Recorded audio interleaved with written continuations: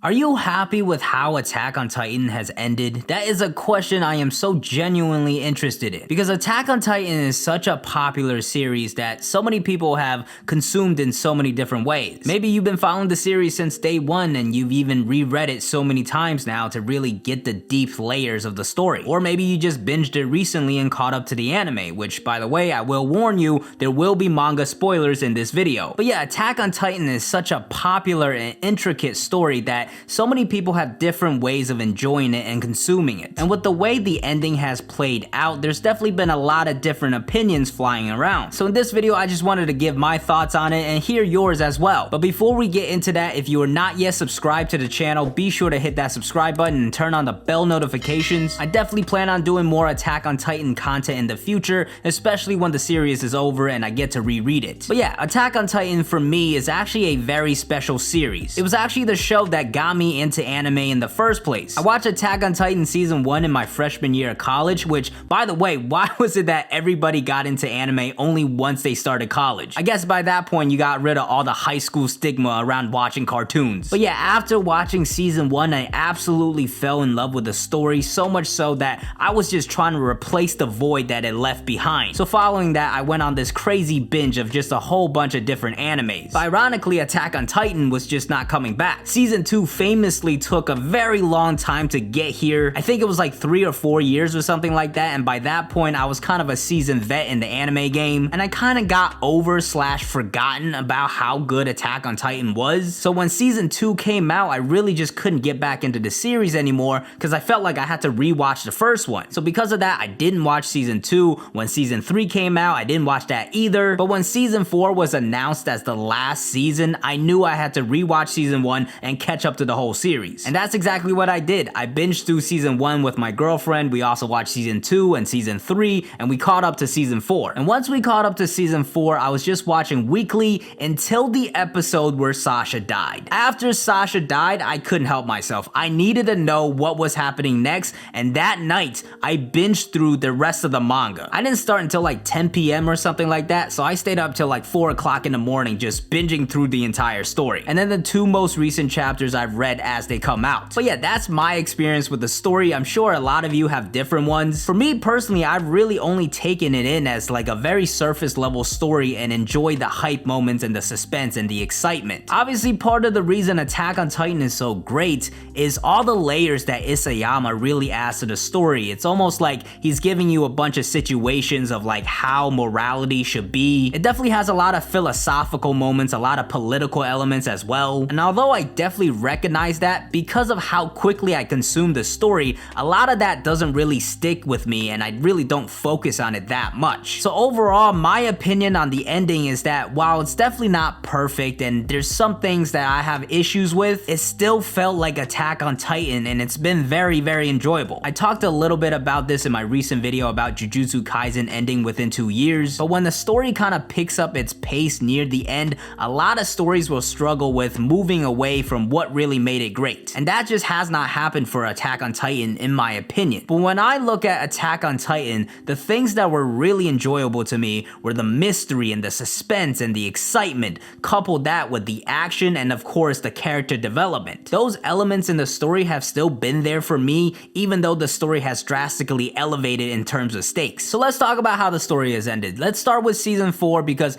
I feel like that's where a lot of things have shifted. Of course, with season 4, you start off with almost like a completely new story. We completely shift perspectives into the other side with the Marleyans. Essentially, this time we're getting Reiner's side of the story and we're seeing the Eldians and how they're treated in his hometown. And I thought this was a really good way to switch up the pace and give us some new perspective. And we did spend a good amount of time there meeting these new characters and really getting to know them. Also seeing Reiner's relationship with these people and his family really help you understand like where exactly he was coming from. But of course, at the same time, while all this is happening, the suspense is building and the mystery is building. Your mind is still thinking about what's going on back in Paradise, what's Eren doing, how's Armin. So while you're getting this new perspective here and some character development, the suspense is definitely building and it leads to this clash of both worlds. And that of course is when Eren and the people of Paradise attack Marley. And it's a tough moment because now you spend a good amount of time with these people seeing their side of the story and now you're seeing their kids get massacred. But at the same time, I've spent 3 seasons seasons with Eren and everything they've gone through, so I'm still rooting for him. And of course, while all this is happening, we're getting some great action, some post-time skip designs. They did Mikasa dirty. But yeah, essentially once it gets to this part, we get the great action of Attack on Titan. We see Levi back in action, we see Sasha, John, and Connie. The Warhammer Titan gets revealed, Eren is doing his own thing. So the action is definitely peaking here, and at the same time, you're still wondering what the hell is going on. So early on in season 4 so far, these great elements of Attack on Titan are still there. And to top it all off, we even get the iconic shocking death of Sasha. That was the brutal moment that I just could not wait anymore, and I hopped over to the manga. Now once I got to the manga, I started consuming the story at a rapid rate, so everything's almost kind of a blur. But again, the reason I kept reading, I could not stop reading, was because all the elements of Attack on Titan were still there consistently. The first thing that actually really drew my interest was the continued development of Falco and Gabi. I actually really like seeing their screen time and seeing how Falco was realizing how things were different, and Gabi being very stubborn at first, but eventually learning the truth as well. And putting those two with Sasha's family, with Gabi being the one that killed Sasha, that was just brilliant writing. I felt like that was a great way to continue to develop Sasha's character and her impact on the story with her being gone. But while that character development is going on, we still have the bigger picture at hand. We start filling in some of those gaps during the time skip. And of course, we get a whole bunch of information here about Zeke's plan and what Eren was thinking about. But Isayama still left little gaps of things for us to keep thinking about. Because at the end of the day, we still didn't really know what Zeke's actual plan is, and we didn't know what Eren was up to. Eren's shift in character and the revolution and plan of action he was taking just didn't make any sense at first. But eventually we do get that fleshed out, and we also see Zeke's perspective as well. Turns out they had different plans, and that's kind of part of like the deeper layers of Attack on Titan, where you're kind of exploring the morality of like how exactly should the Eldians be treated and what is really their safe haven. Should they be euthanized or destroy the rest of the world? I don't really think there's a correct answer. So yeah, at this point in the story, I was still incredibly intrigued, but here's where the first issue kind of came to me, and that is how Eren Yeager changed. Now, of course, I've seen people do videos like this, Eren Yeager did not change, or Eren Yeager did change. Personally, here's how I see it. I do see his perspective and how it fits his character. Essentially, what happened to Eren was that he realized that Titans were not the enemy, and the enemy was actually the rest of the world. It turns out the Titans they were killing this whole time were actually their own people being used against them. Meanwhile, he's exploring the world, finding out that everybody hates the Eldians, and he kind of reaches this point where he thinks there's no hope. And that's why he takes this very extreme measure of just wiping out the entire world so his own friends and his own people can be protected. It's a bit extreme, but it does make sense when you look at Eren's character and how he murdered some people when he was like 8 years old. But at a certain point, it feels like he just loses himself completely, because the people he's trying to protect are his friends and the people of paradise, but they get caught up in this whole plan. Not only is there a civil war and people are killing each other in paradise, but there were people that were turned into Titans in paradise, and those people were left to roam and just wreak havoc. At that point, paradise wasn't even in a good situation anymore. And if you look at the overall situation, by wiping down the rest of the world, is that really the best option for the Eldians to survive? So those were two minor issues I had, but the biggest issue I had was that when the people that he was trying to protect, his friends,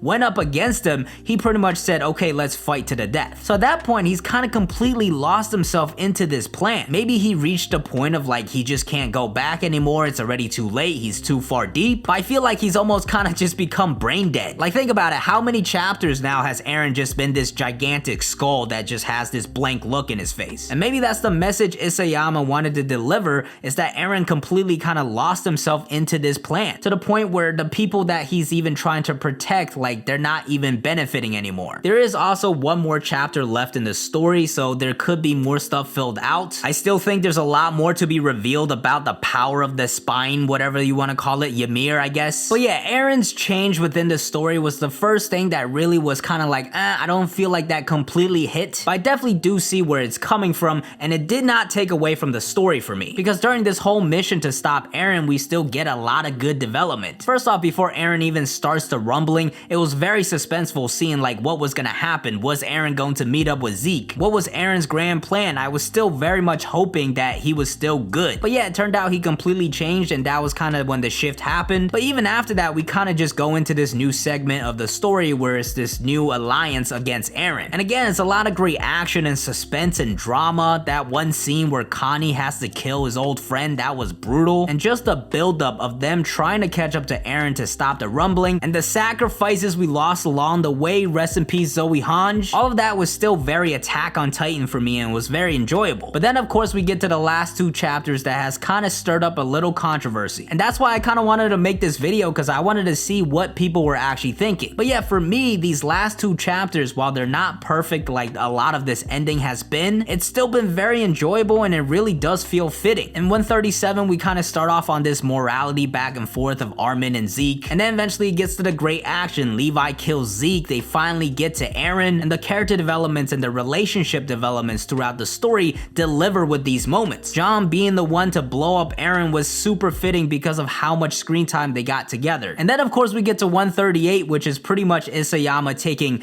everything that he's built up for us to love just to crush it and just throw it right back in our face. See, at the end of the day, this is Attack on Titan and we're expecting people to die and bad things to happen. Going into season 4, I was like, okay, Connie, Jean, and Sasha, one of them is definitely going, because they're kind of like the other trio that stuck through it all and lived through all of it, and they're very close together, so I knew Isayama was gonna pluck one of them from us just to crush us. And that's exactly what happened with Sasha, but then this chapter he takes everybody. First off, the man that's been trying to die for like 40 chapters, Reiner, still cannot die even after getting bombed. Eren of course is still somehow alive, we'll talk about that in a little bit, but the big moment is that spine slime version of Ymir unleashing the gas to turn all the Eldians into Titans. So Jean and Connie also get turned into Titans, and like the scene that he draws with them just looking at them expressionless, knowing that this is their end, that was absolutely crushing. And then you have Gabi in the background who you almost kind of forget about, and then you think about it and you're like, god damn, that's really sad. Gabi and Falco, I really like that relationship. It felt very shocking and sad the first time when Falco got turned into a Titan, but they brought him back. But now that doesn't matter because Gabi's now a Titan. And then to top it all off, by some immaculate coincidence, Annie and her dad are in the same place, and Isayama did this just so they could see each other before her dad dies essentially and turns into a Titan. This man really wrote so many relationships for us to be invested into just to crush us. But that's Attack on Titan, we kind of have to expect that. It's almost like we read this series to get crushed. And of course after that it leads us to the big moment of Mikasa and Eren, and this was an ending I felt like was very fitting, because first off she has this moment where she realizes the last thing that he said to her was that he hates her, which I didn't even realize at first, but that was like a damn moment. And then she kind of goes into this fake scenario where she actually confessed her feelings, and her and Eren kind of just run away and throw away all the responsibilities and just spend the rest of Eren's life together. And that was definitely what Mikasa really wanted her whole life, was just to spend her life with Eren. Now some people have been saying like this is some alternate universe that's actually true and we're in a dream state or something like that. I personally don't think so. I think that was just Mikasa looking at this ideal dream that she had and before realizing she can't have that. And the only way she finally gets her kiss with Eren is her killing him and decapitating him. And honestly I felt like that was very fitting as well, because Mikasa always was like right there with Eren every step of the way. Her life kind of revolved around him and that's all she wanted to do, was to protect him and spend time with him. But Eren, although he did care about her and other people, he had this bigger vision and he cared about bigger things. And in the end he led himself to this extreme route where he took on the whole world. Now there is one chapter left with this story and I do feel like it's gonna be a very critical chapter, because although I did enjoy 138, there were still some things where it was like, how exactly does that work? Eren, what is his ability now? Why is he able to turn into the colossal Titan now that Zeke is dead? The spine and slimy version of Ymir, why was she able to release that gas and turn all the Eldians into Titans? There has to be some final information that gets fleshed out, but I do feel like Isayama is going to nail the ending here. Because like I said, although the ending is not perfect, there are some things that doesn't quite hit completely for me. In the end, it still all feels like Attack on Titan, and I've thoroughly enjoyed this ending that I cannot say for a lot of other series. But yeah, the purpose of this video is still to hear your guys' thoughts. I'm very curious on what you guys think about Attack on Titan's ending. Let me know how long you've read this series and how you got into it in the first place. And yeah, just let me know your thoughts in the comments below. But yeah, as always, thank you guys for watching. I hope you enjoyed. If you did enjoy, please hit that like button. To keep up to date with the channel, you gotta hit that subscribe button, hit the bell to get notified. Be sure to follow me on Twitter and Twitch at I'm DZack, and I'll see you guys next time. Peace.